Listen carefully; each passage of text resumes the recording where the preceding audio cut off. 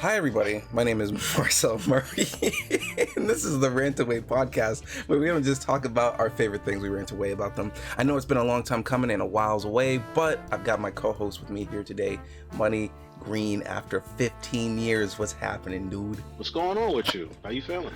I'm turd. It feels like it's been a minute.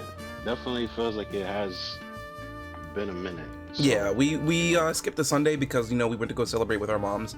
Well, my mom was in North Carolina, so wasn't able to see her, but she's back now, so we got a chance to get together and do our powwow. But guys, if you have mothers, go out there and hug them. Go out there and tell them that you love them.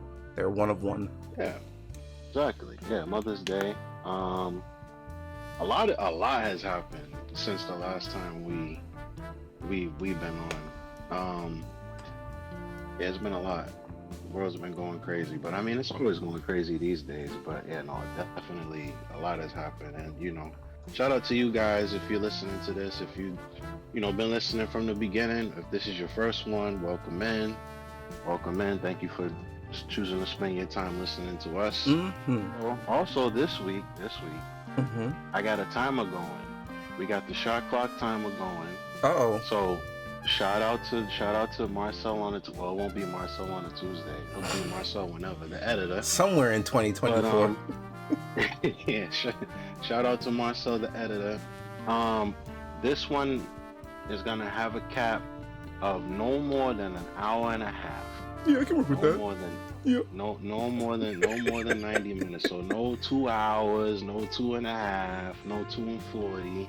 We're not gonna push the 3. No more than 90. Unless we talk about Kingdom of the Planet of the Apes, because that's what I saw this past weekend. You went to go see that. How was that? I liked it. I really want to see Joker 2 though. See, there you go.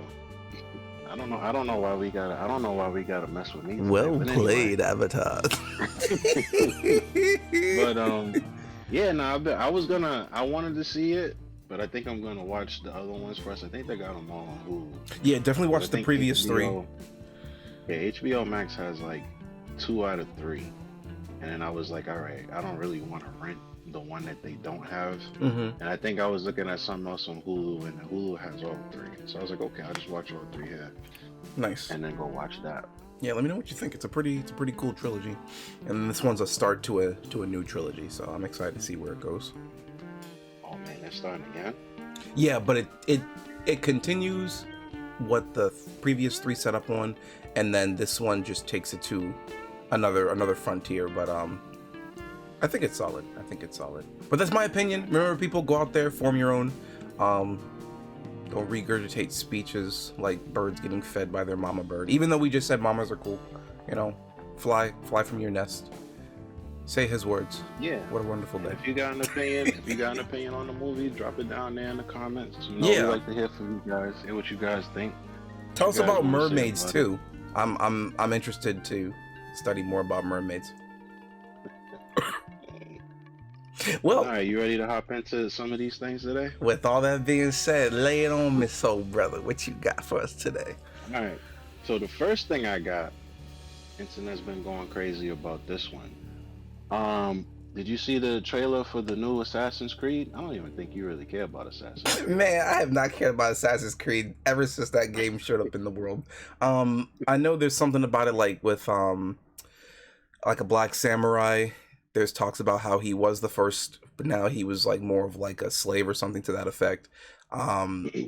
Even though a few years back before that, people were clamoring to have the story of like Yasuke or whatever his name was be told. Now that there is a black character in said game, people are like, this is unrealistic. There were no black people in Japan, even though we have a whole bunch of other movies where like it takes place in Japan, but the lead is a white guy. So, it's an interesting double standard. The time and place of when this game is showing up. I don't know, like Ubisoft, EA, Sony for that matter, like they're all on a pretty nasty hit list right now for the community because their actions are just really head scratching and maddeningly annoying. Not to mention Xbox and all the nonsense that they've been up to. So personally, I don't really care for the circle of Assassin's Creed and what the games are about, but I'm sure it's someone's favorite, so if you know anything more about this, feel free to politely educate me in the comments below, okay? So you might have to put me on game because I know Sony's thing with the hell. Actually, we'll get into all that in a minute. So yeah, this is actually gonna be about Yasuke, and I think there's another lady. So I don't know anything about this story.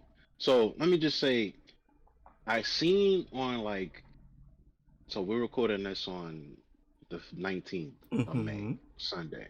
I seen probably on like Thursday, Wednesday or Thursday. I got the people because I've been kind of out of the loop with video game news, and I'll tell you why later. But I've been kind of out of the loop with video game news. So I seen on my YouTubes and stuff that they was talking about the Assassin's Creed trailer. Now I know that Ubisoft is under some heat for what they're doing with Star Wars, and because the nonsense that they say anyway. So I was like, all right, I'll get to that later. I mean, I don't really care about Assassin's Creed.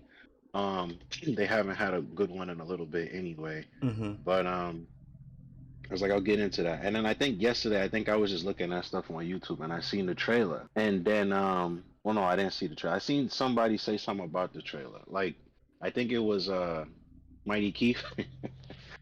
Mighty Keith made a video Oh yeah, about you showed me people his videos before. reacting. Yeah, Yeah. he made a thing about people reacting to the trailer, and it was funny. And I was like, oh, so this is another DEI thing, whatever, whatever, whatever. Okay, so then I went to go see the trailer myself, going in there thinking like that, and then I started off watching it annoyed, Mm-hmm. and then by the time it was through, I was kind of like curious because I was like, Black Samurai. Not just that, but just, them actually finally going to Japan, which everybody's been clamoring for, which Ubisoft kind of missed the boat because Ghost of Tsushima beat them to it. And then you have Rise of the Ronin and Neo and all these other samurai, and even Like a Dragon remade their samurai game and shipped that out here. So Mm-hmm. I mean, Ubisoft kind of missed the market on that one. And I think that a lot of the annoyance actually comes from them probably taking so long, and then when they get it, I guess it's a lot of, oh, how come, they're doing the black person in Japan, and then on top of that, they're doing in their Star Wars game, a lot of people are saying like, oh, this is the black female Han Solo that they're making their game about. So it's kind of like a thing against Ubisoft in general. So it And then seems like it's like, everything they oh, do, it's just heavily scrutinized. If they get it right, if they don't get it right. yeah. And then I mean, what some other people were saying is that, oh, this is taken away from the fact that the version that they want you, because Ubisoft lately has been getting it. They said at the beginning, as I think it was the beginning of the year, Mm-hmm. oh, people need to get used to not owning their own games. And then they That's do the thing like, oh yeah, crazy. yeah, they do the, and so the original price of this one, they do 70 is the standard. They do 100 for the other one and 120 for the deluxe, whatever. And the deluxe has like a whole mission hidden behind it. So they're hiding story missions behind the deluxe edition, but you can curve all of that if you get the game through their subscription service, which definitely means that you don't own the game Right. because you just downloaded it while you're on their subscription service. So I mean, like you were saying, a lot of these companies are just moving into a dirty kind of direction. But I mean, you have that, and then you have the what they figure is like the pandering going on. So it just leaves a real bad taste in everybody's mouth, and I kind of get it.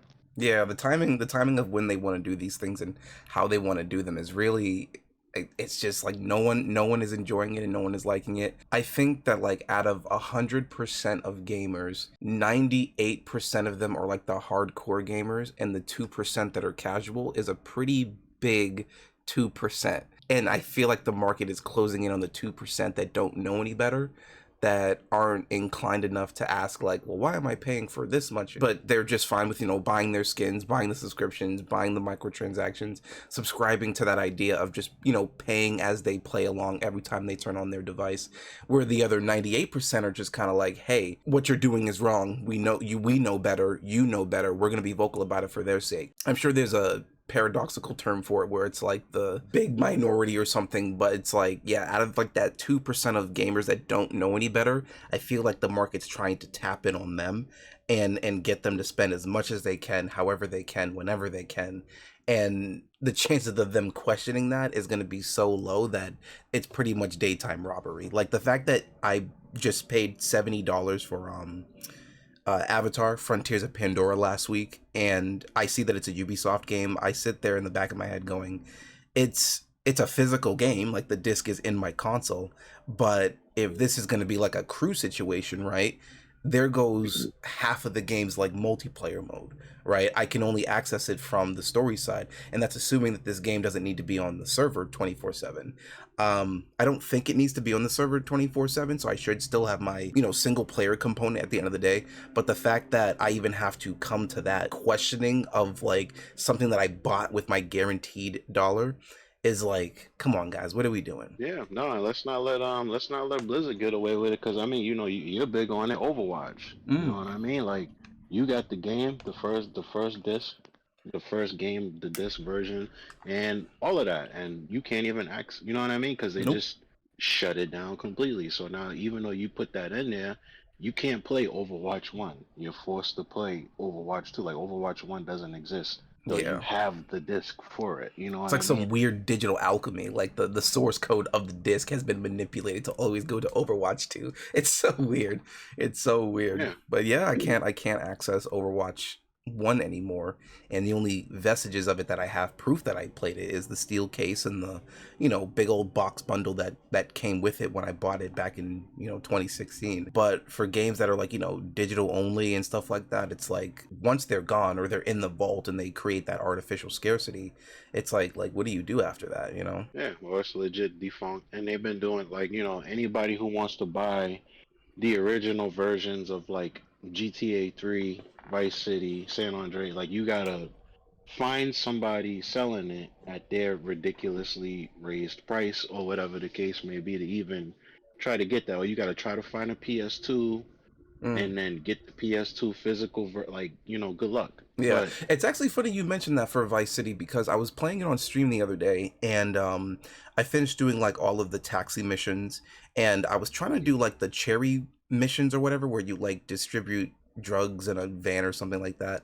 YouTube, please don't crack that on me. I'm just talking about a mission. Um, and for some weird reason, the check markers for this cherry van mission thing weren't popping up and none of the other main missions for Tommy were popping up. So I'm sitting there thinking that like, okay, either I'm waiting for a particular call to kickstart the next mission, or the game is just perpetually bugged at this spot. So it forces me to go, well, I do want to continue playing Vice City. So in order for me to continue playing Vice City, I guess I gotta buy the definitive edition. You know what I mean? Because the version that I have on my PS5 through my PS4, it was the PS2 port.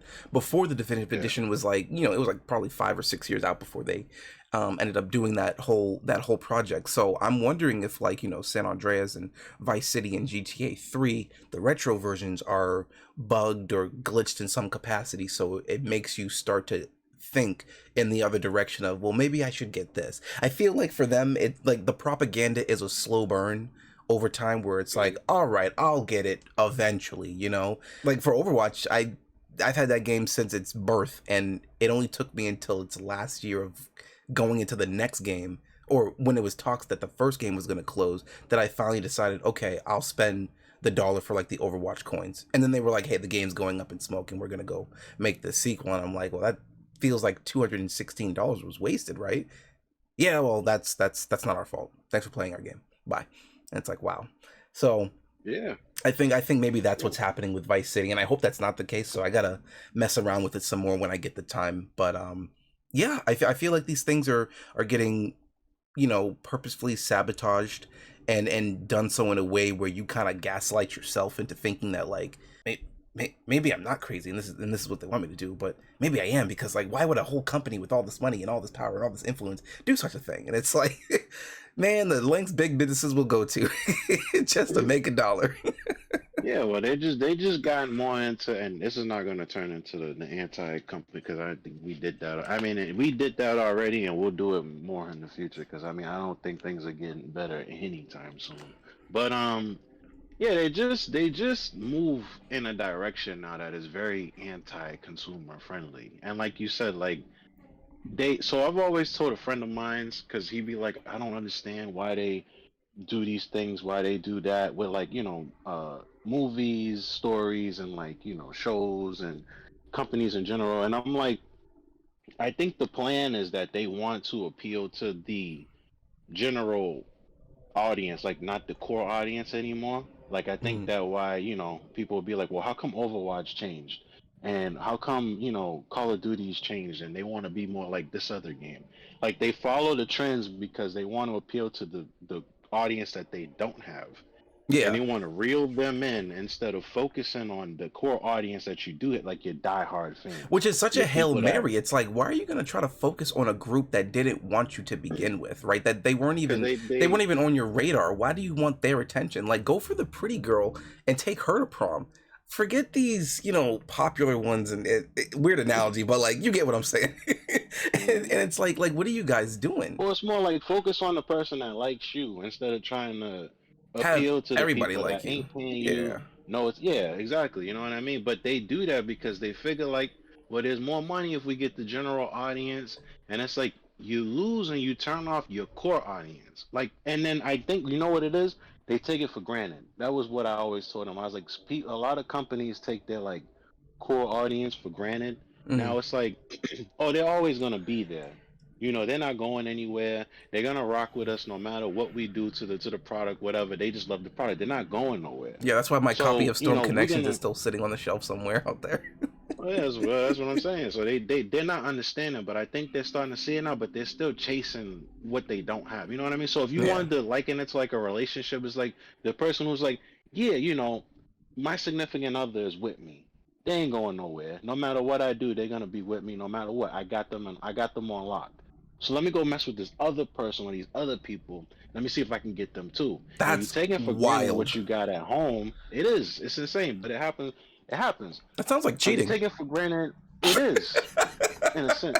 You take for granted what you got at home to try to go get whatever's out there in the street or whatever. And then companies are just doing it on a large scale. Yeah, no, the core, they're not going nowhere. Because, I mean, back in the day, back when gaming was like kind of niche, you would do something that's like, yo, you know what? If we had a game that came out in like 1998 and we're making a new game in like 2007, we're gonna put in some Easter eggs to reward those people that rocked with us back in '98.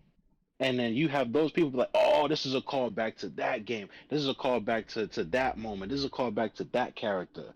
And that was what was cool for them.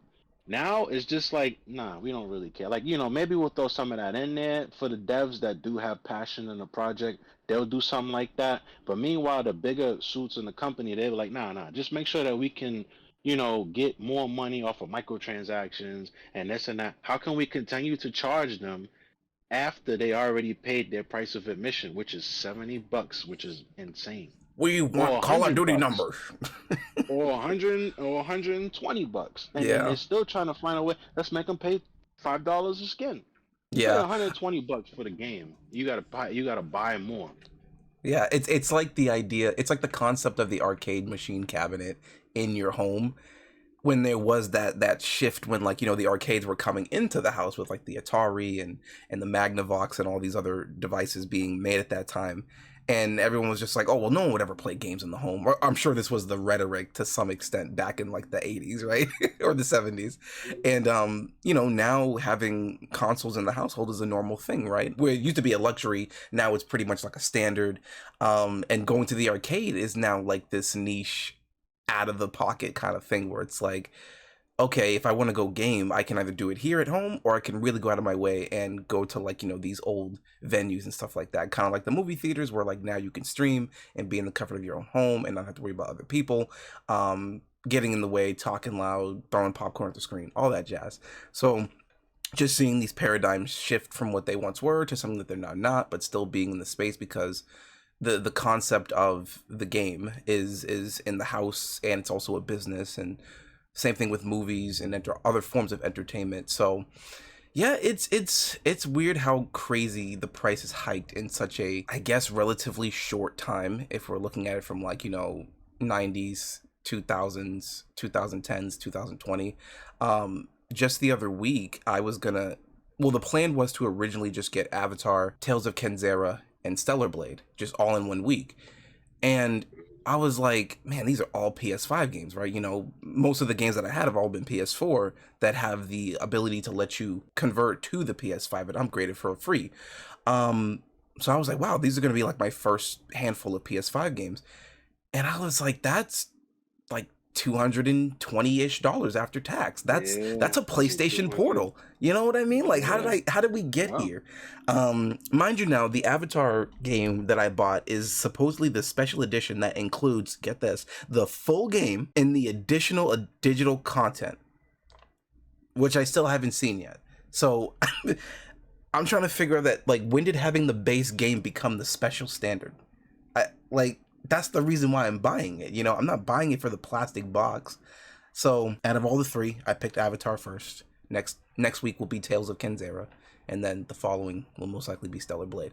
But the price hike is insane, and it makes me question financial decisions to that level, because, like, obviously we're in a space where we can have that luxury, but for some people that's going to make it or break it if, like, you know, something else more important is going to get done for the week that needs to be getting done. But then you get into a whole nother conversation where it's like, if those are the two options that you're weighing between, like, you know, feeding yourself or fixing your car and 3 video games, then maybe you shouldn't be gaming at all, right? It can get in the weeds. But the point being that the price has gotten that high is just absurd for just the base game. And this idea that you're getting more. My mother used to go to the store and buy groceries for the week for like 120, 130. Now that's what the deluxe edition of a game is. Yeah. Only to buy all said games and then be like, you know, 2 years later, oh, a lot of people aren't playing them, so we're just going to take it offline forever. And it's like, do you really want to do that? You know, I think what should happen is, and I think this is probably the first time I'm saying the plan for it, so it might be a little rusty in spots, but, like, game is made by developers.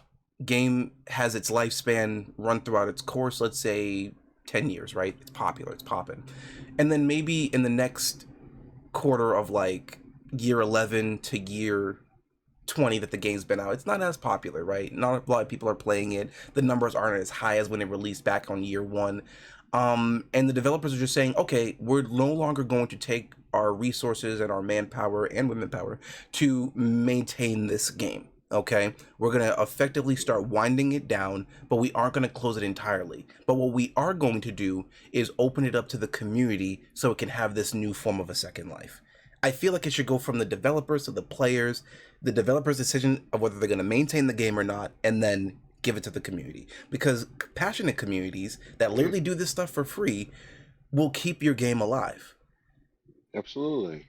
But to just close it out entirely because it didn't give them the bang-busting numbers that they were looking for, or it didn't hit their profit margin or their bottom line, it's like, so you'd rather just take it off entirely as opposed to not just keeping it out there for people to nibble at here and there? I mean, don't get me wrong. I'm sure it's costing them more to upkeep it versus them just taking it off the board entirely. But it's like, at some point, I wanted to go back and play The Crew, you know, as an example. I have you who has The Crew. I've got, I'm sure, 2 other people in my list of friends on PlayStation that have that game or could access the game because they have the Ubisoft subscription and what you have it. So it's like, there's still people that want to, like, play this game. And I feel like when people talk about, like, just overall numbers and statistics, I don't want to say it's broad in the sense that they're just trying to skirt by the problem and get to the main point they want to talk about. But, like, there are actual tangible people in my life that I know that have these games. You have Battlefront 1, you have Battlefront 2, you have The Crew, you know? Like, we have certain games that are multiplayer only that we can play. So my experiences will be tangible, whereas I think some people are just stating the statistic because they're like, well, this shows you that all these people, 80% of gamers don't have this, so that's why we're taking it off. And it's like, I need the meat, because, like, this game doesn't need to be pulled off in the sense that, like, oh, we don't have enough people playing it, so we're just going to take it off. No, keep it on. I don't know how many people are playing No Man's Sky. I'm not playing No Man's Sky right now because if I'm being real, the game is boring. It has its moments of fun and exploration, but once you get past that initial hump, you're like, okay, what else is there to do other than press R2 and hear units received a million times? So I stopped playing it for a minute, but that doesn't mean you need to take the whole game offline for everyone. You know what I mean? So Mm-hmm. that's where I'm at. Also, I'm not ranting. Well, they do it. Well, that's the point of the show is the rant. But they do it. They do it in a business move. You know what I mean? The crew shut its stuff down to spearhead people to play the crew 2 or whatever Motorfest And or who's to whatever say that whatever game's the even gonna be up for a very long time? You well, know what I that's what I'm mean? saying. Who knows? But that's the play. They had to shut down Overwatch 1 to make people get on Overwatch 2. They're like, yo, we're making the game free to play. We need people to play Overwatch 2. We need more resources to keep Overwatch 2 going. We gotta cut Overwatch 1. You bet you're behind right now, right? Mm-hmm. If Overwatch 1 was still up and Overwatch 2 is going, you know which one we still playing. So you know what I mean? Like, and I bet you there's a whole lot of other people that's like that because we'll get into that in a minute. But a lot of people prefer certain things about the first one than they do the second one. So and they know that. So they're like, well, if we leave that one up, we have the potential to have our thing split. Whereas if we cut that one down, if they want to get their Overwatch fix, they gotta play Overwatch too. Same thing for the crew people. If people who just love the crew, which like you said, I'm sure they're out there. Yeah. Yo, if you want to play the crew, you gotta play whatever the crew game that's open to Motorfest, whatever's up. Because the crew one that you can't touch it. You know what I mean? You can't go online. You can't do this. Like you can't buy it. Nobody else can buy it. I think it's done. You gotta play these new ones, and they do Yeah. that because they know. Oh yeah, we got to get them onto that. Same thing with the Grand Theft Autos. We put all this stuff into the definitive edition. So now you guys can't play the old one. You want to go back and play San Andreas? Well, you better have it because if you don't have it, you got to go buy the definitive edition. Oh, you want to finish your story? Well, Vice City's bugged and we ain't patching it. So you want to play it? You got to come by the definitive edition. And they know that, so that's why they do what they do. Which is why I say it's very anti-consumer. Cause and then even getting back to your point too, with leaving it to the community. I finally got into Fallout 4 Mm-hmm. because I watched the Fallout show. Good show, by the way. Um, I finally started playing 4. I played New Vegas back in the day. Well, not back, like a couple years ago. But I started playing 4, and then I got the computer to play things modded out. Yo, they got like a whole bunch of add-ons, story add-ons. They communities created extra missions, extra characters, extra this, extra that, right? So Bethesda seeing all the attention going behind the show, they say, yo, you know what we're gonna do? We're gonna update Fallout 4 because we know everybody's gonna be coming back because they watched this show. The show's a hit. They're gonna Yep. be coming back. They're gonna want to play New Vegas. They're gonna want to play 4. Fallout 4 hadn't been updated in a bunch of years, so it was fine. When they updated 4, they broke everybody's mods. They broke everybody's everything because it's like the people who even made this stuff, they're probably not working on it anymore because it Right. was good to go. You left Fallout 4 a long time. Fallout 4 came out when me and you was in Stop and Shop. Goodness That was, gracious. you know what I mean? Like that was a minute ago. So, yeah, because I remember one of the dudes in the Frozen section talking about it. I think this was probably like 2015, yeah, Yeah, 2015, that sounds about right. 2016, one I of them. was just in my sophomore year. Yeah, it was a minute ago. So and they haven't updated it because they've been rolling out Skyrim and this and that and whatever, and now they got Fallout 76. Fallout 4 has been long forgotten. So it's like, but they're like, oh yeah, no, we want to update it and we want to fix this and broke everything because Yeah. whenever Bethesda updates something, they break 20 other things. Yeah. So they made a mess, and it's like now you jammed the community. There was a whole group working on a thing that even got news coverage. It was called Fallout London, which was going to be like a fan-made expansion of Fallout 4. And they had to put their thing on pause because they're like, yeah, we don't know what Bethesda's about to break. So now we got to wait to do our thing because we don't know what they're about to mess up. So now that's suspended.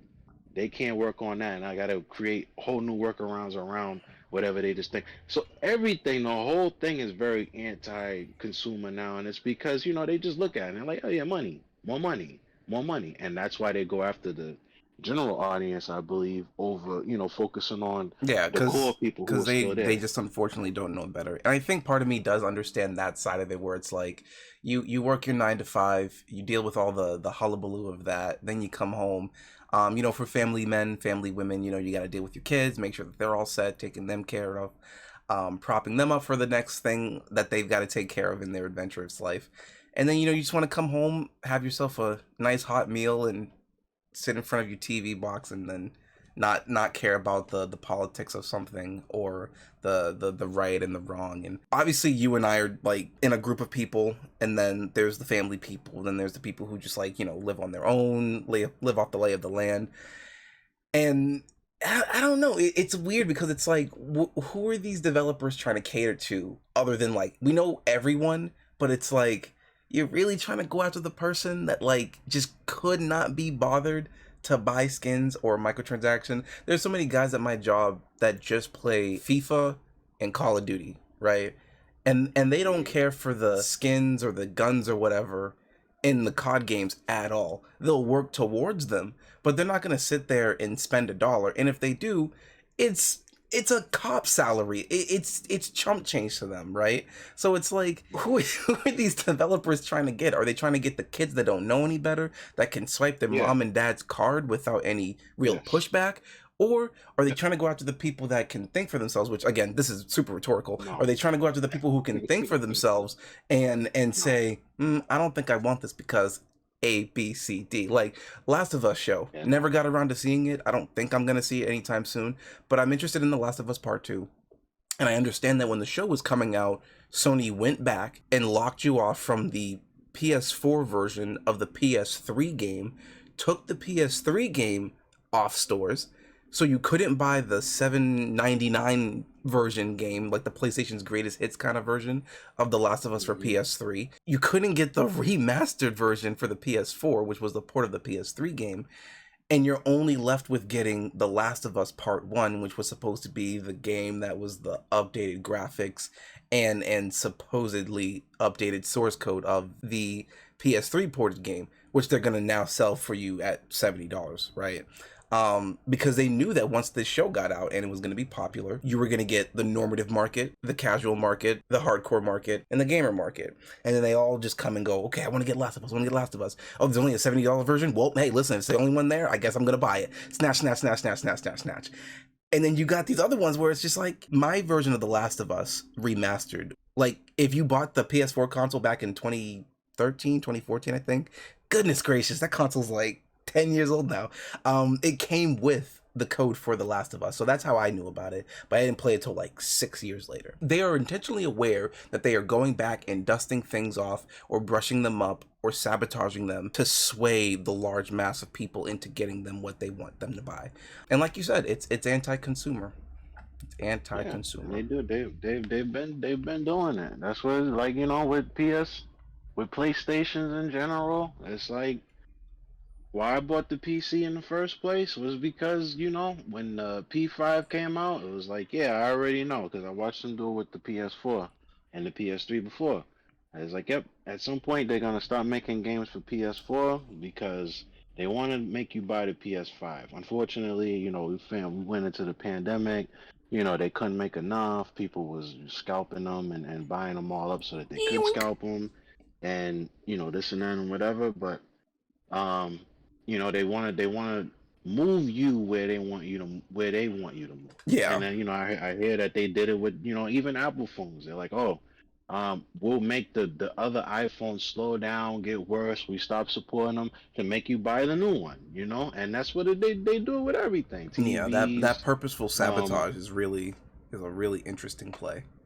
yeah, even mattress. You remember I was talking about this with one of my OGs at my old job. He was like, I was like, you remember Joe? You could flip the mattress. You used to could flip the mattress because when it gets bent in at one side, you could flip it to the other side, and it's kind of like, all right, it's kind of straight. You can't even do that no more.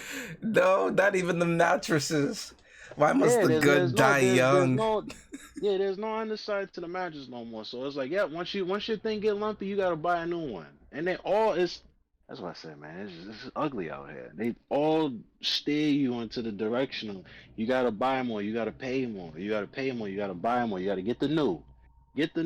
And it's like, And then yeah, once man, you what buy the about new, it's people? like, oh, hey, here's, firm mattress 2.0. It's like, why didn't you tell us you had that before you released this version point one? Like, Because they always want they want to keep you behind. It's the same thing with computers, and that's kind of why I was like, yeah, I could see why I kind of left this alone too long. I'm like, I think I just got a computer. My computer now has like a 3070. If you go back like 4 or 5 years, 4 years, 3, 4 years, mm-hmm. that was the one 3070, 3080. I'd have been up there. Now I think I'm probably like 3, 4 graphics cards behind. Yeah, but So it's like there's and still what nothing and wrong with the one that you have.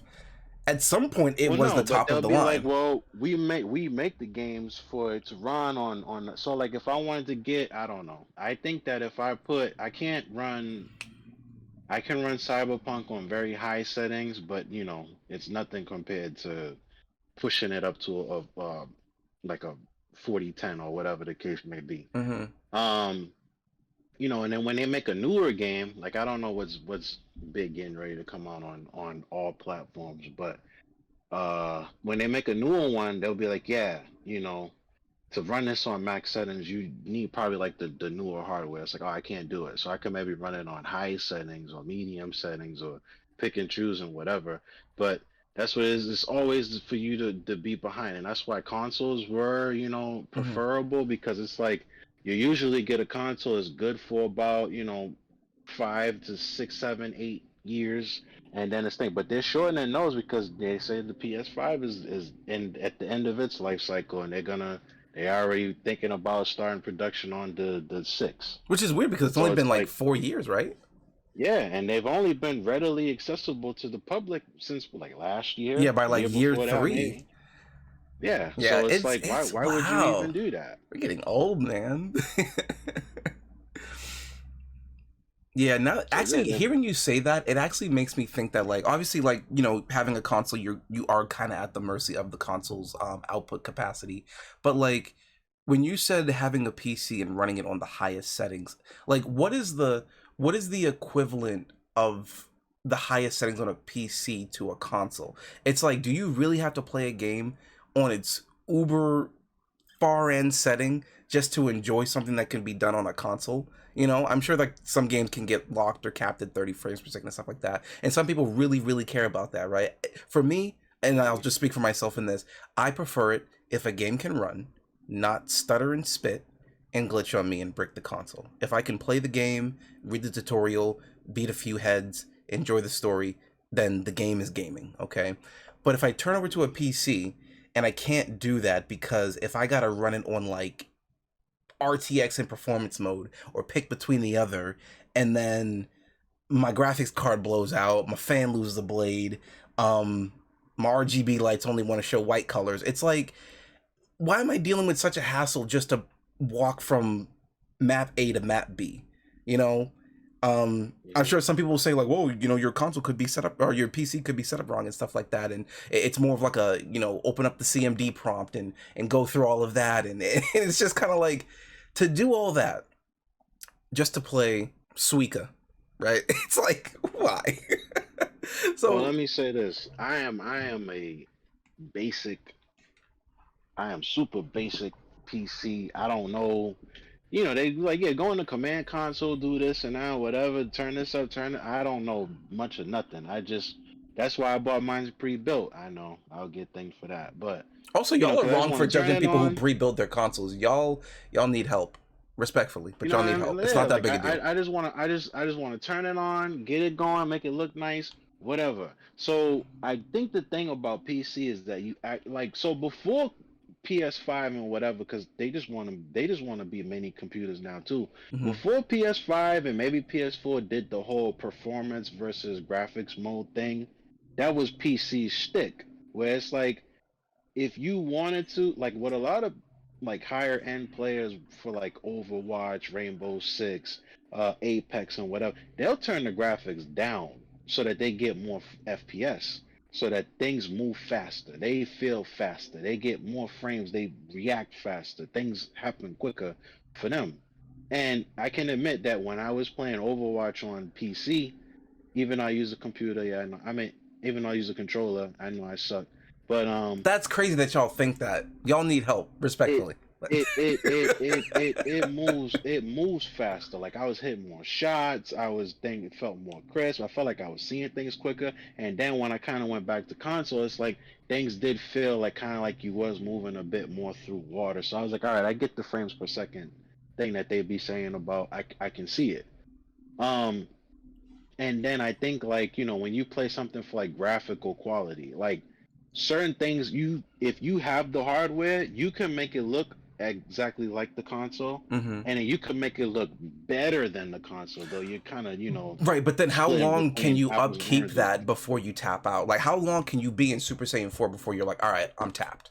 You know what I'm saying? Oh well, it depends on the hardware. You know what I mean? Like Yeah. the more if your hardware is not like say if you so on my other computer I had like I think it was like a 2600 AMX 8 whatever I don't know, but so pushing that like trying to go with FIFA, for example, or Cyberpunk and trying to put it on ultra settings or whatever, Mm-hmm. nah, the game would like stutter, it's choppy, it can't keep up with it. So if I wanted to try to push the issue, yeah, my computer's gonna tap out. But I mean, when I got this one and I put Cyberpunk on ultra settings, it runs it. Not perfectly all the time, but it Mm-hmm. runs it, and my computer's not hot. It can handle FIFA 23, and it's not hot. Like it's fine. So it really just depends on your hardware, what you want to do. Because I mean, not everybody who gets a PC is looking for, graphics. Most of them are looking for performance. So it really just depends on what kind of thing you're going for. Me, I like the graphics. That's why I didn't mind getting the thing. I want the game to look good. I didn't mind getting the PS4 Pro because I'm like, man, this looks good. I remember I put it on, I put it on, and I was just looking at Red Dead Redemption 2, and I was just looking at the grass. I was like, man, this grass looks real. I spent like, This 15 grass is minutes just, legit. Like, yeah, just admiring the scenery on the TV. I just got the 4K TV. I got the Pro. I was like, man, this stuff looks good. I was like, this looks great. Like I like the graphics. So for me, that was it. And it really just depends on what you want to do. But no, I did it more so that because when they release on all platforms, I was like, they usually don't exclude PC, but a lot of times they do exclude PC. I'm starting to see in like mm-hmm. sports games or like you see like Spider-Man and PlayStation exclusives won't come to PC until like a year after or what. Like they just got Ghost of Tsushima now. Yeah. Yeah, I So also saw recently that Square Enix is opening up Final Fantasy to all consoles now, and no longer keeping it exclusive to just PlayStation. So yeah, because there's more money in that instead of trying to lock it behind. And it's another. I think what it is Square Enix is trying to do business, better business, but I think Sony is definitely feeling in their bag because Microsoft just can't compete. Like yeah, they're failing to compete. That's why I'm big for telling you that, man, I think we need Xbox to be good because it yeah. keeps Sony in Xbox check. needs a few wins, but right now Yeah, Sony's just got Sony's them Sony kneeling. Sony's yes, and Sony's running unchecked. So they're doing their thing, or they try to do their thing with Helldivers, but the thing got too big. Um, and they're just bugging because who's gonna tell them no? And the more Xbox continues to fail, the more Sony's just gonna get worse. Yeah, yeah. We're gonna get to like the year 2090, and PlayStation will have overtaken everything. How Yeah, did we because I get mean, here? Nintendo has its market. They have their market, but they're not really infringing on Sony's market. Yeah, It's and only they really play to their Xbox. strengths. They play to their Yeah, strengths. Xbox, there was a time where they used to take risks and take chances, but I don't know. It's not really a good look when you buy companies that used to be your competition and are making you money, and now you're just axing them off. And now it's like buying a house and then you throw out all the furniture, and then when you're done for the day, you're like, "Where's my bed?"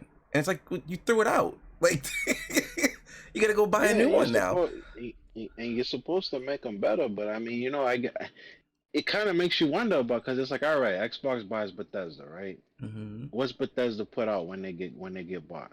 Starfield. Starfield, who can't even get on the ballot for any game awards. Starfield, who is not really well received, and I don't really think that many people are playing it anymore.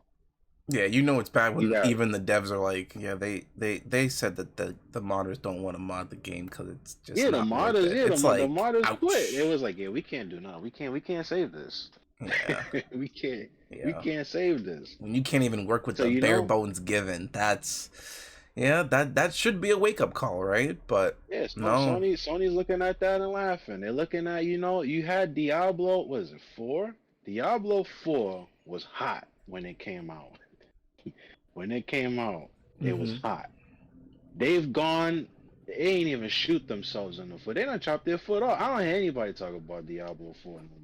Oh no. You got the whole Overwatch thing, which let's jump into that because we only got about 40 something minutes to go. So Marvel Rivals released their beta. Hmm. I think it was about like 2 weekends ago. You heard anything about it? Seen anything about that? I heard something about it last week, and I think the only thing I said was I just haven't had enough time to like just look at it, for what it Mm-hmm. is. But it reminds me of like just the Overwatch narrative problem where it's like, what's the point of these vast collection of heroes fighting each other? Okay, like Overwatch had such a in-depth lore to the point where you thought this was a movie, but then you realized it was a game and it was going to be interactive. If Rivals has a justifiable reason as to why these characters are going head to head and being rivals, then I need to see that before I even think about buying it. And from what I did see, um, it doesn't look bad. You know, I don't really like the third person aspect of it just because of how I'm used to playing my FPS games. But if it's one thing that I thought was really annoying was just the amount of voice lines that is constantly spammed. And I think it's a Fortnite issue, it's an Apex issue, it's an Overwatch issue. Like it's just like we got to keep the players' attention because we don't think we can keep their attention otherwise. Please buy our game. Like that's the feeling it gives me. And it's like characters don't need to be talking every second you select them or load into them or get back into the map with them or get back into the fight with them. The finals also did that too, where like characters were just yapping, and it's like there's someone out there that thinks that's cool. I haven't played Yeah. Venture yet in Overwatch, but Venture's like is what's coming to my mind when I I speak about this. Another one in Marvel Rivals is Punisher. I think he's like I forget what he said, but it's like, my mom and dad are in heaven and I'll meet them, but not today. My mom and dad are in heaven, but not today. And they'll say the same thing, but they'll just change the inflection of it. And Overwatch 2 started doing that as well when you were telling me about how the game was when I wasn't playing it. Like they'll say their regular lines like, Ana will say like in Overwatch 1, Isaiah. But then in Overwatch 2, she's like, Isaiah. It's like, it's got like this little flair to it. And it's like, if that's what you think is going to make us think that you've got more padded content than you really do, then it's like, so I don't know. Marvel Rivals, it's not really on my radar to get anytime soon. I'll rather watch you play it or someone that I know play it. Oh, But I mean, I don't know if I'm gonna think it, but they're calling it the Overwatch Killer. they need And to what triggered they need to stop branding games like that because that's why Black what Clover fell off. Like, what triggered me about it is somebody called it the Overwatch Killer, mm-hmm. and then in their review of it, they went on to say it's nice and refreshing because they returned to 6v6 combat. So a And I particular got game and I mode and I is what makes you got think it kills mad. Overwatch. That's I got I got mad because I was like, in the very beginning, I was like, 5v5 on Overwatch is not it. Not for what it is supposed to be. What they wanted to make it be because they was listening to streamers and they want to listen to the what do you call it, the Overwatch League and whatever. mm-hmm. Uh, they wanted to make it more capable for an individual to affect the game instead of it being a team-based game, which was what it was supposed to be from its inception. You know this better than me. Um, that's why they dropped the player, and then somebody was joking about hearing them think working on Overwatch 3, and they said, all right, well, I guess it's gonna be 4v4 now. Yeah. um Before you know it, it's just going to be only watch, and it's just going to be and it's just one player and a it's single just campaign. and so Marvel Rivals is supposed to be the Overwatch killer, and it's Overwatch 1 It's so with weird. It's like don't do that to the game. Like I am not preying on Marvel Rivals downfall, whether I get it or not, but it's like just let it try to do its own thing and just be its own entity. It doesn't need to kill anything. It doesn't need like let the community decide that after the game's been out doing its thing. That's why Medal of Honor is no longer on store shelves. Medal of Honor effectively killed Call of Duty because it tapped into what gamers want out of a game like that as quickly as possible, organically. Medal of Honor had its time, now it's gone. They said Lawbreakers was going to kill Overwatch.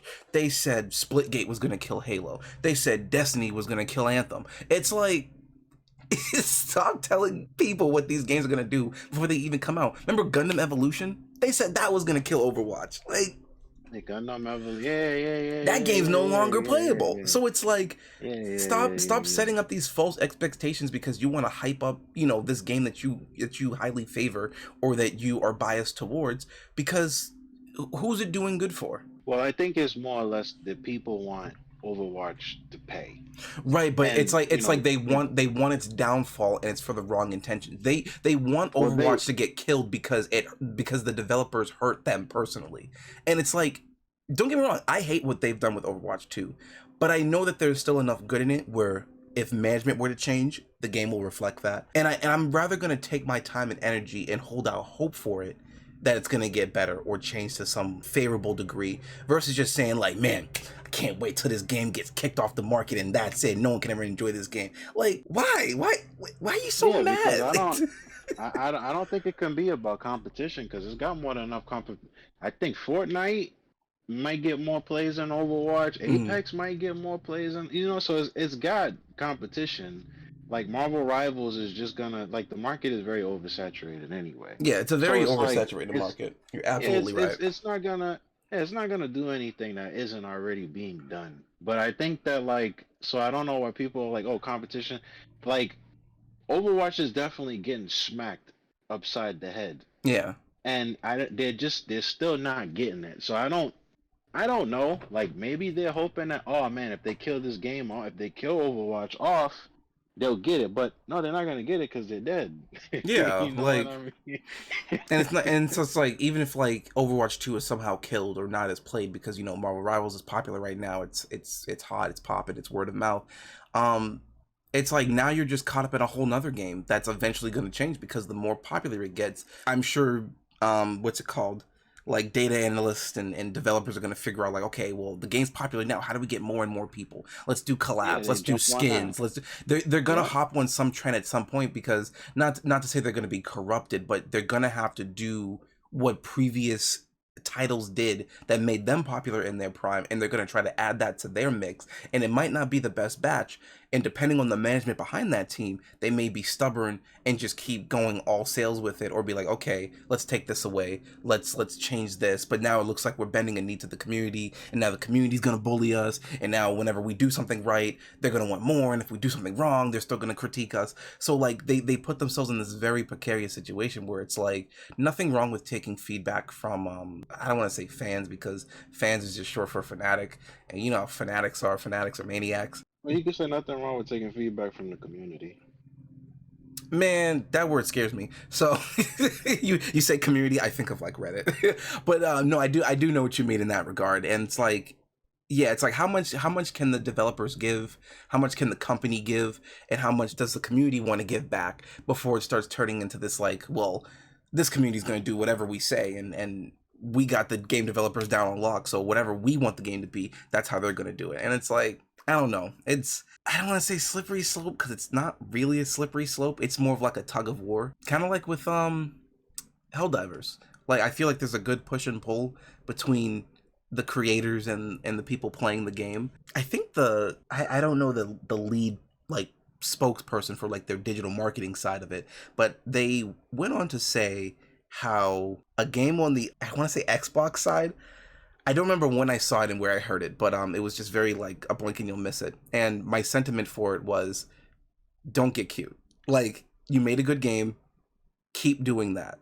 Don't take shots at people. That's what it was. They took shots at CD Projekt Red.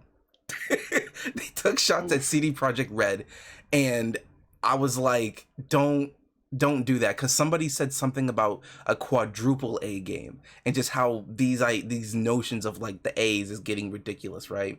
And one of the members on Helldiver's staff came out to say that like, oh, you know, our game is going to be a quintuple A game. And I'm sitting there driving into work and I'm like, don't get cute. Like, just make your game, do what you're good at, and stop trying to burn bridges that got you to where you are in the first place. Okay. I don't know if CD Projekt like took the bait or punched back or anything like that, but it's like when companies like try to get snarky with each other like that, it's like, don't. The only company that can do that is Wendy's.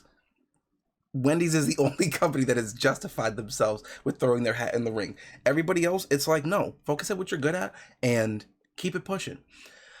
So, Helldivers, since we're talking about it, how do you feel about it?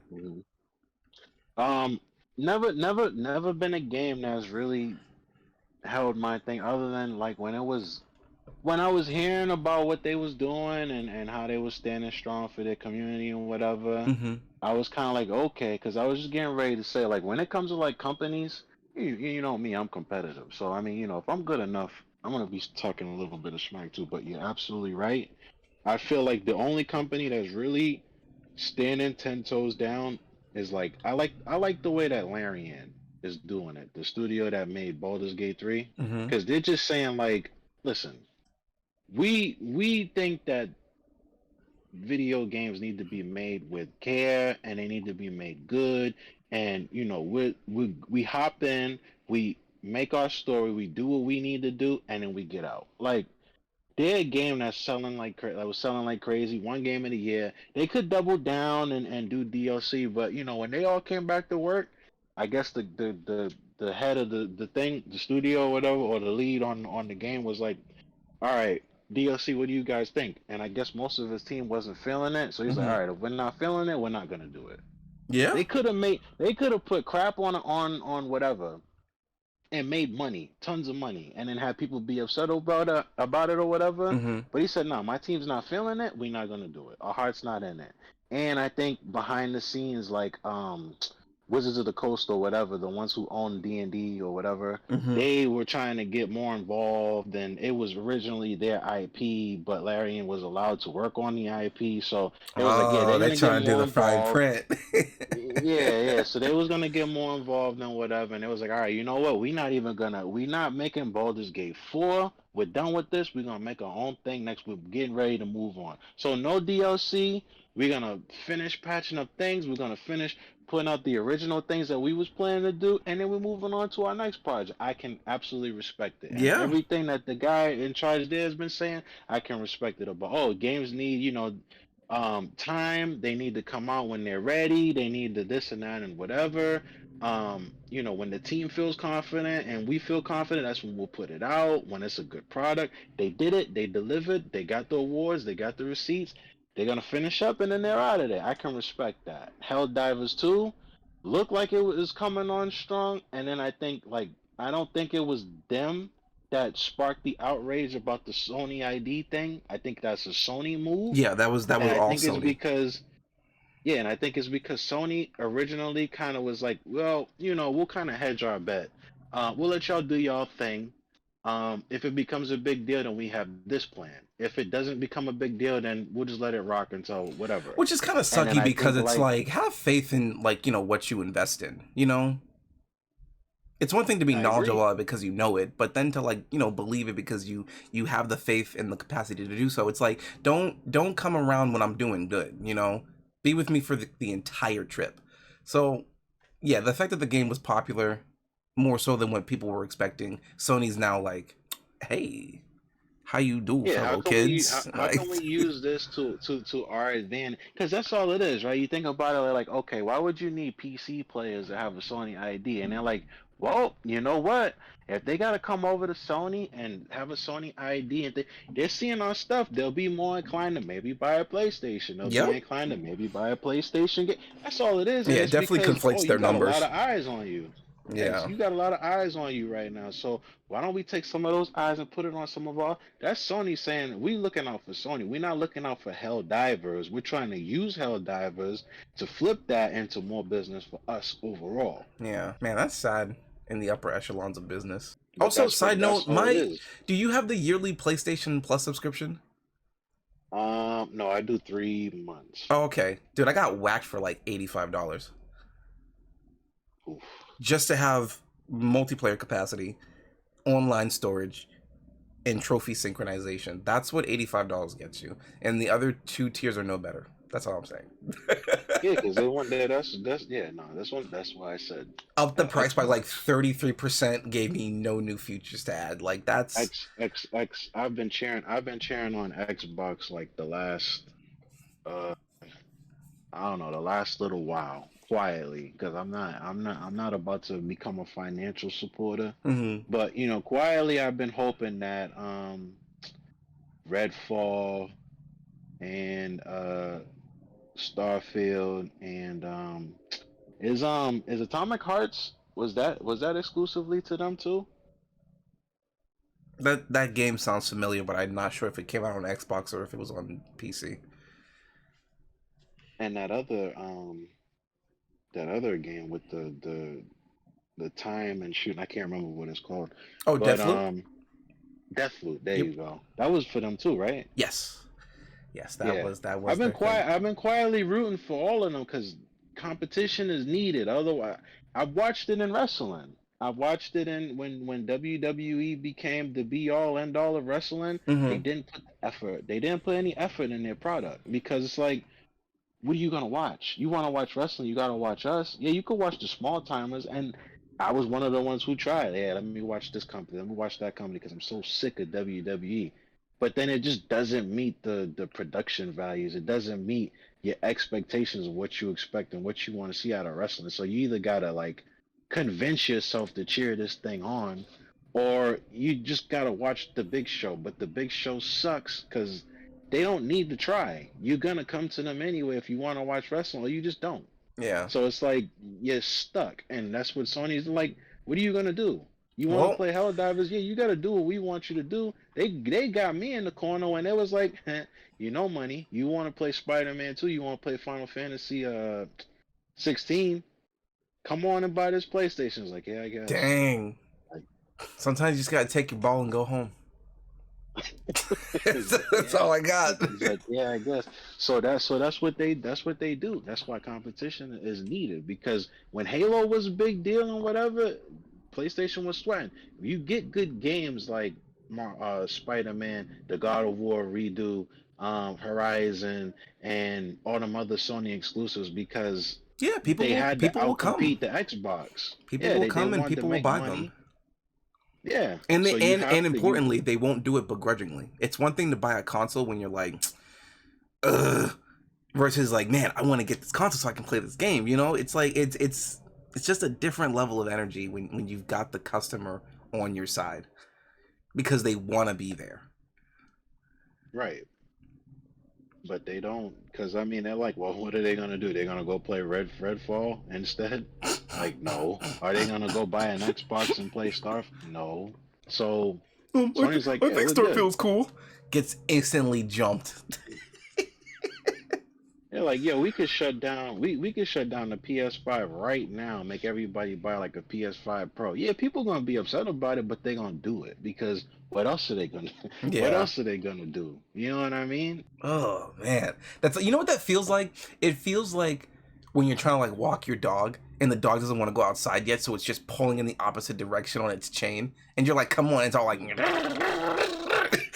what that feels like when Sony does things, or just with any company for that matter, does something that you're just really reluctant to not jiving with.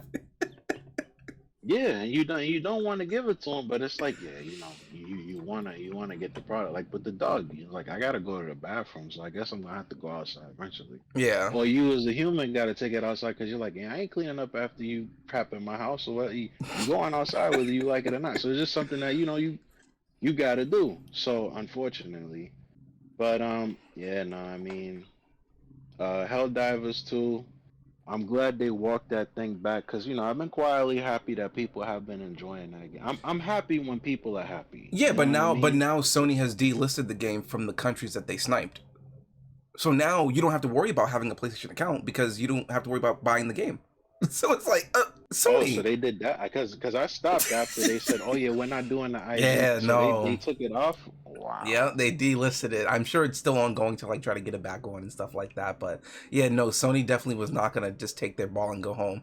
They came back and they brought like a pickle bat, and it's like they're ready to swing. So, I what's that guy's name? You showed him to me one time. I think it's like Asman something. Asmongold? Yeah, that sounds about right. Yeah, And I yeah, that happened to sounds hear it in Asmongold. passing before I got to where I needed to go, where he basically said that Sony should not have stepped down from their position of like the first wave of like getting people to have an account.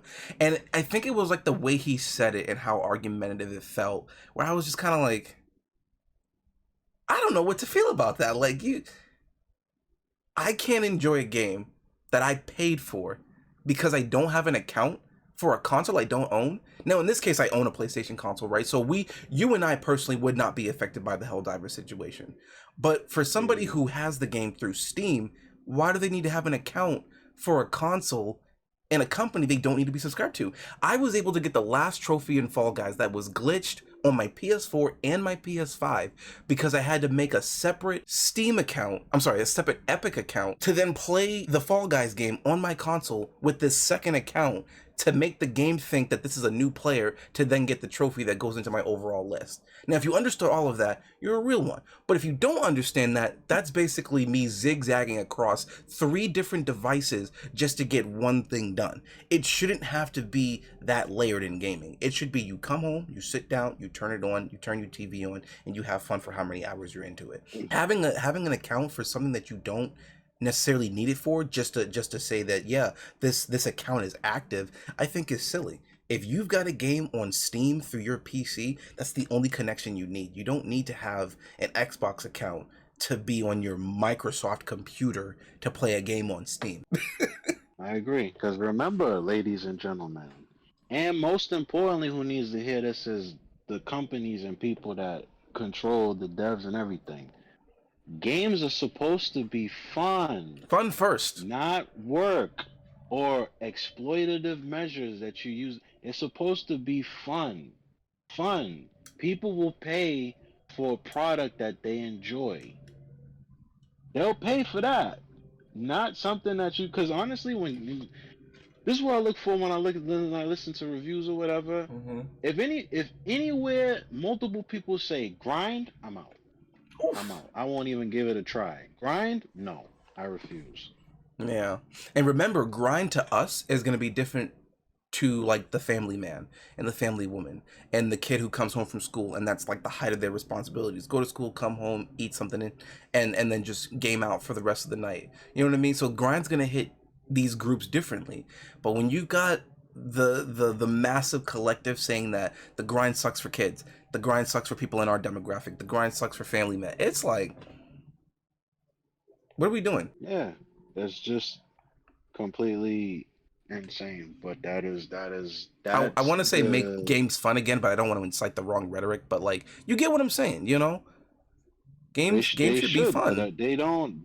That's what I'm saying. They don't even that like fun is like pretty like farther down the list than it should be.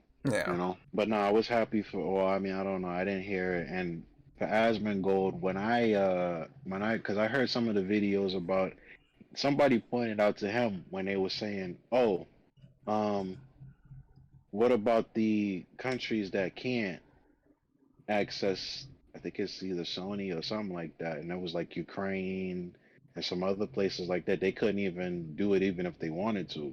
Yeah, and you can't use a So VPN because it goes against Sony's terms of service. Which again, yeah, it's in their terms and conditions. So Sony in that regard is right in saying that. But it's like the fact that you got to go through all them hoops and hurdles just to get an account for PlayStation because of a thing that you did and didn't think it through. Now I'm paying for it.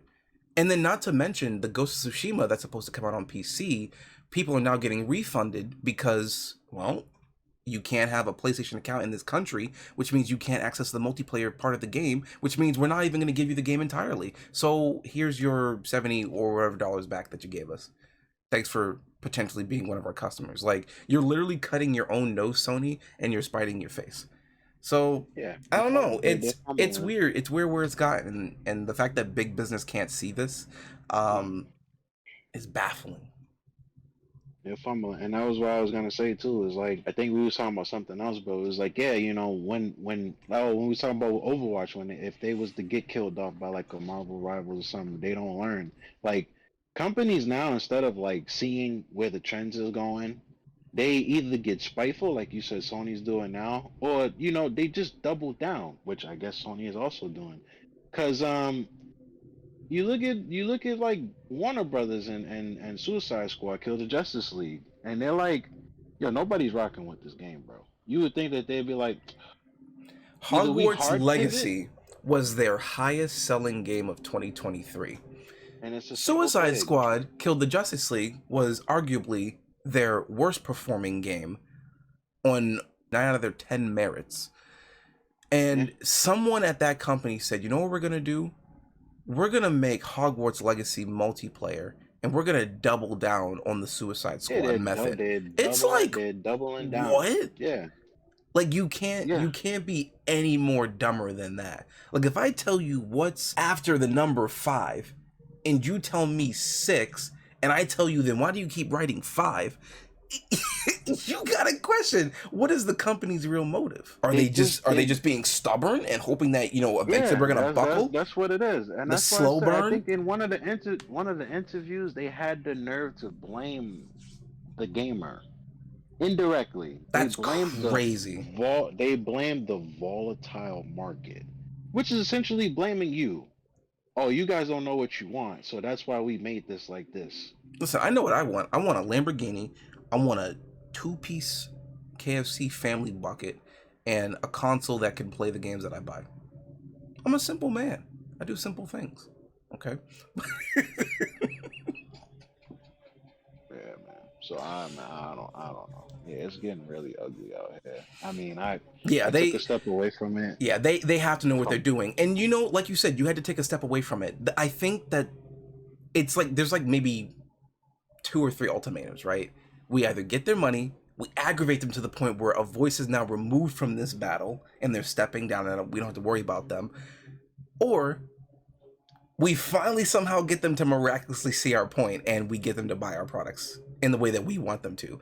And it's like, it shouldn't have to be like that. well, yeah, cause now they're just at the point where they're just like, you don't want to eat this food, well, we're gonna force it to you. Eventually, you'll like it, and it's just like, I don't know. I mean, I don't know. I see some people giving like every time I see somebody spend like $40 on an Overwatch skin, or they buy the special edition of this or that or whatever, and whatever. I don't know. I mean, they get some people to buy in, and then they cater to those people that are willing to, you know, be dumb. Yeah, That's the audience. That's why when you was asking who is they making it for, they're not making it for people who's asking questions. They're not making it. They're not even making it for their core yeah, audience. They're they making must be it for the making it for like that people. 2% that don't know any better.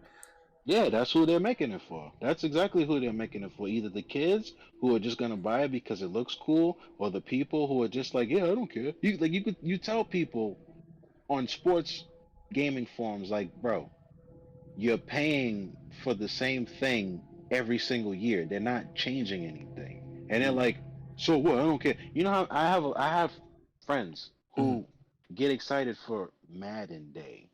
And it's Madden like, Day? yo, the game hasn't changed in like 5 years. And if you play Madden 2005, it was a better game. 2005, that was almost 20 years ago. 20 years ago, the game was better and had more depth than it does now. How insane is that? It's like it's stripped of its core functionality and it's just only made to like siphon money out of you. Because do you know why? The only thing that they focus on, if you stop and think, the only thing that they focus on, mainly, they make sure everything else is like at least functionable. But the main thing they focus on is Ultimate Team. Ultimate Team is their card collecting thingamajiggy that you either grind like a madman for to get these cards that will actually make you competitive, or you have to pay real life money. They have people go on YouTube, and the biggest ones are the people who buy packs and open packs. People will sit there and watch people buy video game packs of cards and open them, and they get excited about it. I'm not trying to shame anybody, but me personally, I don't understand it. Yeah, I've been seeing a lot of ads pop up for me with this game called AFK Journey. And nothing against the people that are promoting the game, because I'm sure there's, reasons as to why people take on the sponsorships that they do. But there's this feeling of no sincerity. It feels a little hollow. It feels a little fake. Like I love these animations. Oh, I love this purple item. It's gonna look good. It's gonna look real great. And it's like you're trying to tell the person who's sponsoring your game, say these things, say it in this way, so someone who doesn't know any better is gonna see you react to it, and they're gonna want that same reaction, and then they're gonna end up buying it. And it's like, why are you trying to like con people like that? Let them come to it naturally. If that means that they never come to your game, then I guess it wasn't meant to be. Okay, but like, I don't know, it has to be by design, because you can't tell me that these companies that are being invested by like Plymouth Rock and Goldman Sachs and just being like, why are we not turning a profit? Because like, we can't gauge the market. Like, no. Either you're going to force these people to buy our product because we are giving you money to do so, or we're just going to pull out and we're going to go somewhere else. Like, don't get me wrong, Disney is Disney now, but like, I still like Disney, but they didn't just come quote unquote progressive overnight. Like, something got infiltrated from within and somebody told them to change their mission statement somewhere along their career. Yeah, because following that trend, they thought they'd get more money, pandering. That's why they got progressive, because they Yeah. like, we can get this market. Mind you, that market that they're trying to reach out to could care less. That's what makes it funny to me. People rocked with you when you had the originals, when you had an original Little Mermaid, when you had an original Mulan, when you had like, they like that. So you're like, you know what? Let's go. You had good female characters in Star Wars. You had, you know what I mean, in the prequel trilogy, you had diversity. Mind you, you're in space. The You Final got Frontier. aliens and whatever in space. Like, it's obviously not about black and white, because there's aliens, like real alien looking people. Yeah. Whatever. You know what I mean? Darth Vader was voiced by a black man. True. You don't need and I'm telling you this, and I'm black. I don't want it. You know what I don't want it. I don't need to see that crap. You know what I mean? And well, we do it for them. Did they go watch it? No. Are they out here? No. They get on Twitter for like a couple of weeks before the thing come out. They make a big hoopla about it, and then when the movie comes out, they don't watch it. When the game comes out, they don't play it. I feel kind of So bad for saying this, because like, did you see that there's gonna be a movie about Mufasa? you see what I'm saying? Who went and watched Lightyear? I didn't see it. No, I didn't see Lightyear. I like the Adventures of Star Command better.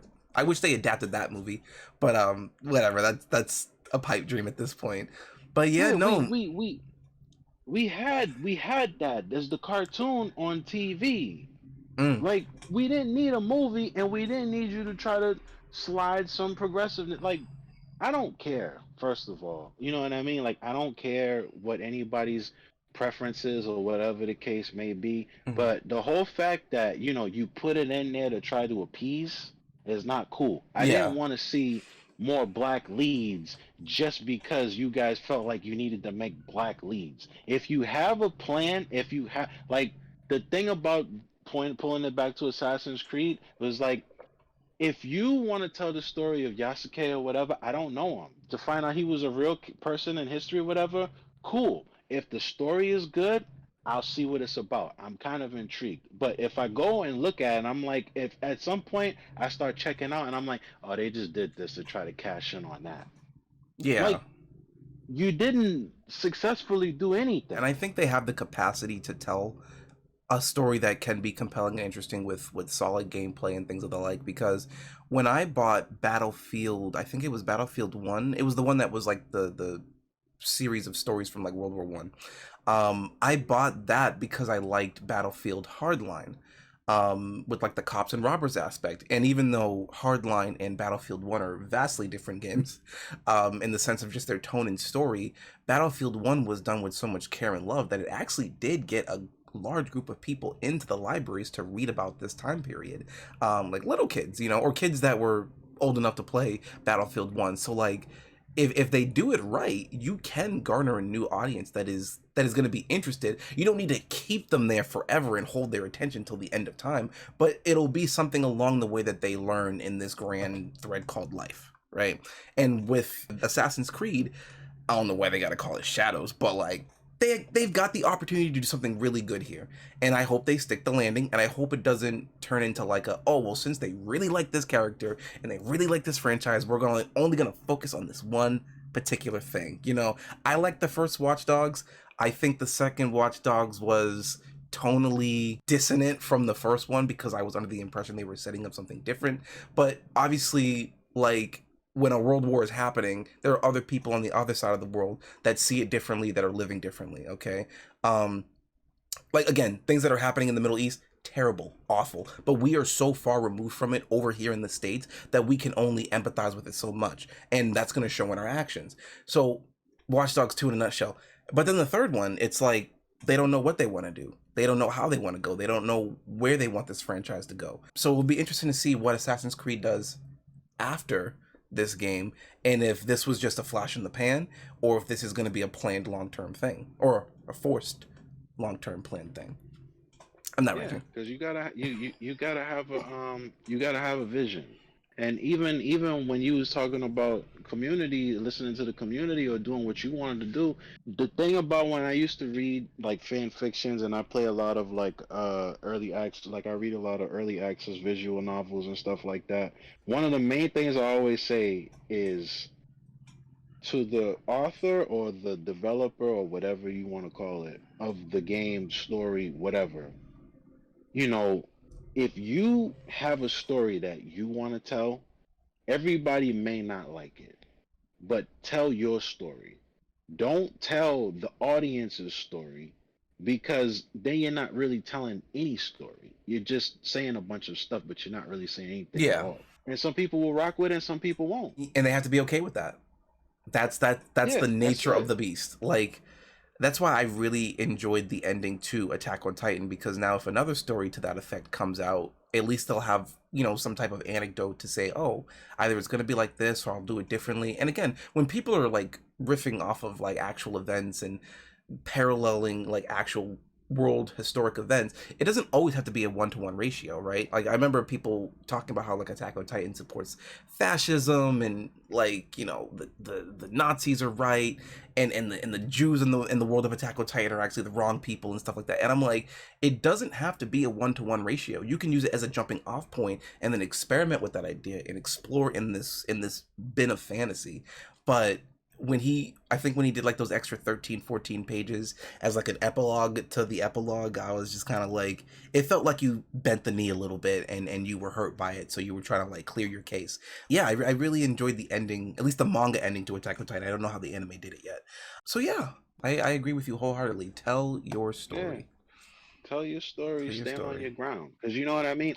Funnily enough, and this is blurring lines, but you think that some of these villains, I was gonna get into exact examples, but I'll just keep it general so I don't get clip taken out of context. You think that some of these real world villains, you know the type of people I'm talking about. To them, in their mind, they're not the villain. So you can tell different stories from different perspectives. Like I know some people who get mad because oh, there's racism in the show, and it's like, why are you scared if you're telling a story from the 60s? There was racism in the 60s. You can talk about it, you can have it in the show. We don't want to offend. It's it's accurate. Like Yeah. people was like that in at that time. Like you have to accept it that that's what it was. Nowadays, it's still here, but back then that's what it was. Out front, unabashed. Yeah. If you're telling a story from that thing, you want accuracy, don't be afraid to do that. Like, you're Yeah. just showing, and you could say, like, look, this is what it was before. That's why I hate when Tomb Raider was like, oh, what they say, yeah, the original people who made this, doesn't reflect our opinions of it now. So we want to make it and we want to change it. What are you saying, fam? These Like, games was made in the 90s and the early 2000s. Like, that's what it was at that time. You want to make a different Tomb Raider now where you change the character and she's whatever? Cool. Why are you stepping on? Because if it wasn't for them doing that back then, you wouldn't even have the IP to do it now. yeah. They use it as a jumping off point, and then it doesn't have to be But one to nah, one. You can you flip want the to walk it script. back. Yeah. Yeah, if you don't stand for something, you will fall for anything. And I think these companies, man, they're just like, okay, we're gonna make this thing. We don't like that. Okay, we're not doing that thing, but we got something else cooking in the back for you. And it's like, be bold, be different. and it really depends on what the outcry is about. Like, the outcry for Helldivers, that's legitimate. When people was mad that because Sonic looked like, some kind of other kind of furball or whatever, and you changed it to make it look like a more real, like, video gamey Sonic, respect. Mm-hmm. But you can't just bend the knee on everything. And I don't know, maybe they shouldn't have, because did I tell you my theory about that? Yeah, maybe that's what started the precedent that we're in now. Probably. I still think that the one that we got now is their original idea, and they were too scared because they were like, oh man, we don't want to rock the boat. So they made something even uglier and then upscaled it, and they were like, yeah, this is cool. I like this. I don't know. It's weird. Yeah, man. I'm surprised. It's funny you talking about this got me tight. Yeah, I didn't even have to mention the Joker. That's crazy. It reminds me of that little Yachty interview where he's just like, my buddy, chill. Like, yeah, I know I'm tight because I'm over here, I'm high. I'm like, yo, I'm mad right now. He hot and bothered. You guys are hurting my friend. Make games better, okay? Stop it. Oh man, that's the shot clock too.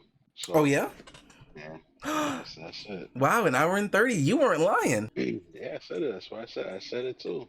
I said it too, an hour 30. Can you tell me real quick about Joker 2 real quick? Nah, but if you want to talk about something else real quick, okay. What I wanted to get to, but I don't know how we're gonna do it now. Okay, I'll only go into efficiency mode. This whole phenomenon, like I had to drop one topic that I wanted to talk. Actually, I think I had to drop a couple, but oops, the whole forest man bear thing. Oh, I'm like, what? Huh? Yeah, forest man bear thing around on the internet. Yeah. So the question, I guess, was posed to a woman: if you had to encounter one, and while you was alone in the forest, which would you rather encounter, a man or a bear?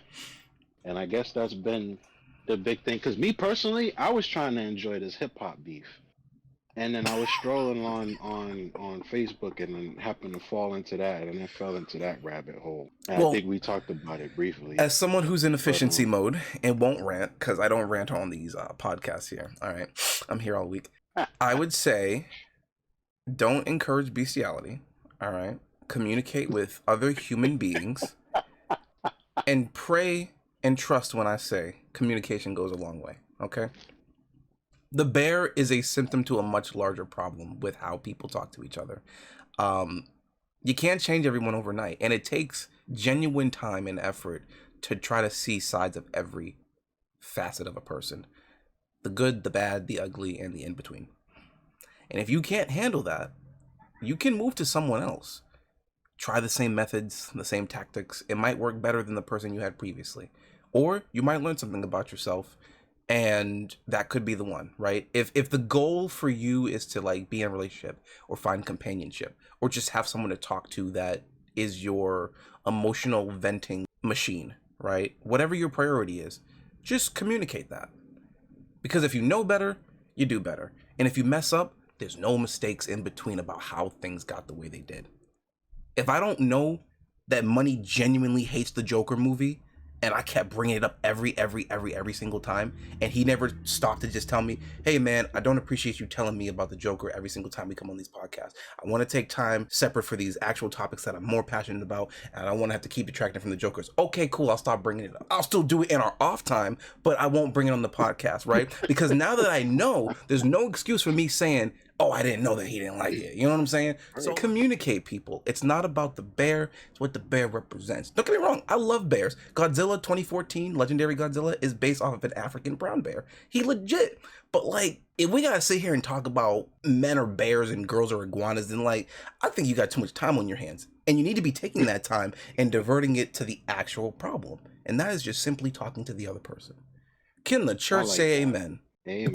I like that a lot because what it shows is like people that actually stop to think is gonna realize that obviously, it's not to say on face that a bear is less dangerous. I mean, it is that is what they're saying, but they're saying that because of something else. And I think that is what we should be talking about instead of the fact that they're choosing a bear over a man, because I feel like the question is it starts a conversation, but it starts a conversation in bad faith. Because as somebody who, I had a friend, and all we used to do when we was younger was throw scenarios at one another, and then I am that kind of person that was just like, well, what about this? What about that? What about that? What about this? And he'd be like, yo, B, just pick one or the other. And it's like, well, you know what I mean? Like, when you ask me that kind of question, I'm thinking about everything. You know what I mean? That's just how my brain works. Yeah, your brain is putting together the parallels, the analogies, the what-ifisms, the aboutisms, and it's like, who are we talking to and who are we talking about? Yeah, so the first thing I identified, I was like, yo, there's no way. Like, am I being trolled? Like, or was this just like a trigger question or whatever? And it was like, oh. And then I started asking people, like, why do you think that? Why? Because I wanted to hear what they had to say. And yeah, just having those conversations and whatever. So yeah, obviously it speaks to a bigger problem because, I was like, how come, I was like, if they pick the human, like, you have more of a chance to fight. I was like, if they pick the human, you have more of a chance to this, that, and a third, whatever. Like, but they're still picking a bear. Like, that's insane to me. But sounds violent. Yum. Yeah, I was thinking beyond. So it's like, Yeah, well, me being in efficiency mode, that's my take on it. Guys, if you feel very strongly about it or you've got some insight to it that him and I don't see, feel free to drop it below, but be civil about it. Since we're on the subject of animals, how about I take you guys out with a joke? How about a joke, Money? Can I give you that? Go for it, man. Go for it. What kind of cars do rich cows drive? What kind? Cadillacs. And with that, the Bible said it was late in the evening.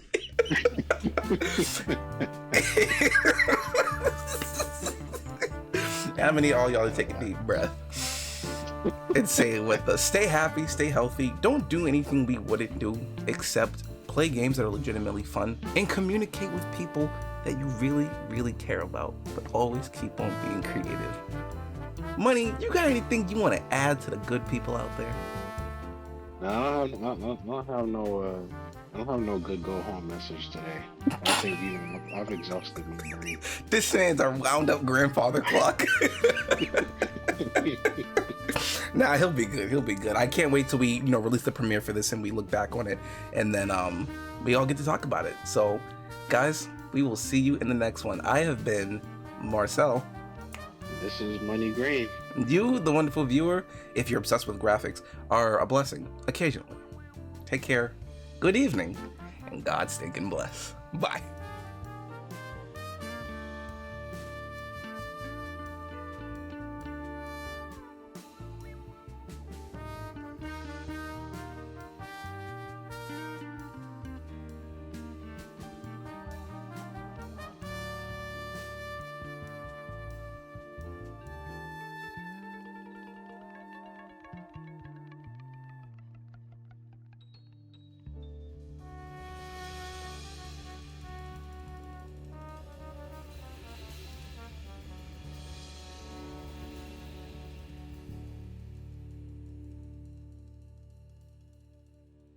my buddy, chill.